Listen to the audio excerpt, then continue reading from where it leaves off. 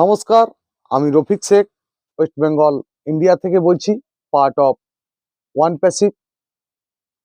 আমি ওয়ান প্যাসিভের এক গর্বিত ফাউন্ডার। সর্বপ্রথমে জানাই আমাদের সিও অ্যাশ মুখার্জি স্যারকে অসংখ্য অসংখ্য ধন্যবাদ। ধন্যবাদ জানাই ওয়ান প্যাসিভের টেক টিমকে। ধন্যবাদ জানাই ওপি চলপাল্টাই মেন্টর গৌতম লস্করকে, যে আমার অনেক কিছু শিখিয়েছেন এবং শেখাচ্ছেন। ওনার নীতি আদর্শে আমি আজকের কবি হতে পেরেছি। সেই গৌতম স্যারকে অসংখ্য অসংখ্য ধন্যবাদ জানাই। তাই আমরা অ্যাশ মুখার্জি স্যারকে ওয়ান প্যাসিভের যে সিও হিসাবে পেয়েছি, আমরা অ্যাশ মুখার্জিকে দেখতে চাই আরও যেন উদ্যোগ নিয়ে আমাদের সামনে আসতে চলেছে, সেটা আমরা অনুভব করতে পারছি। তাই অ্যাশ মুখার্জি স্যারকে অসংখ্য অসংখ্য ধন্যবাদ জানাই। তাই আমি কিছু ওয়ান প্যাসিভ সম্বন্ধে ছন্দের মাধ্যমে বলতে চাচ্ছি, যে ওয়ান প্যাসিভটা এখন কোন জায়গাতে আছে এবং কি পজিশনে আছে, সেটা সম্বন্ধে আমি ছন্দের মাধ্যমেই বলছি। আইন দেখেছো, আদালত আদালত দেখেছো, দেখেছো উকিলের যুক্তি, তবু এরা তাকিয়ে থাকে ম্যাজিস্ট্রেটের যুক্তি।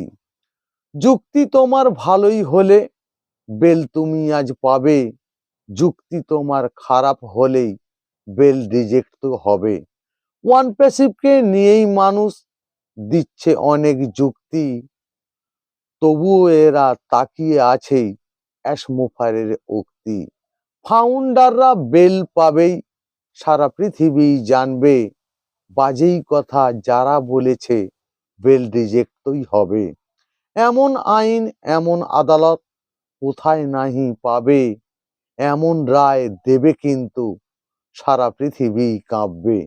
কাঁপুনি যখন হবে কিন্তু ঝাঁকুনি অনেক বেশি, নতুন আইনের তেজ কিন্তু বারুদের মতো ফুলকি।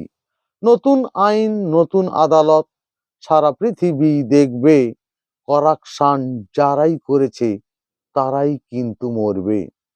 নতুন একটি পৃথিবী হবেই, নতুন একটি ভাষা, নতুন একটি আইন হবেই মানুষের ভালোবাসা।